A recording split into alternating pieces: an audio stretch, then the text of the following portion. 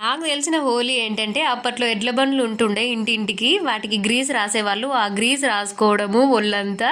Next అప్పుడే కోడి పెట్టిన గుడ్లు ఉంటాయి చూడండి, వాటిని గుడ్లు పగలగొట్టుకోవడము. అది హోలీ, నాకు తెలిసిన హోలీ. ఇప్పుడు ప్రత్యేకంగా హోలీ కోసమే షాపింగ్ చేయాల్సి వస్తుంది. ఈ ఇయర్ తీసుకున్న గన్లు నెక్స్ట్ ఇయర్ కి ఉండనే ఉండవి.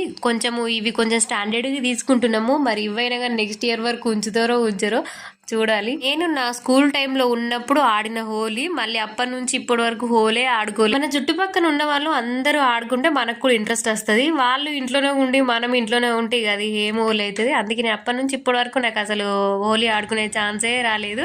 లాస్ట్ ఇయర్ నుంచి స్టార్ట్ చేసిన. ఇంట్లో వంట చేసుకుంటూ ఉన్న నన్ను బయటకు గుంజుకొచ్చిరు అందరు కలిసి.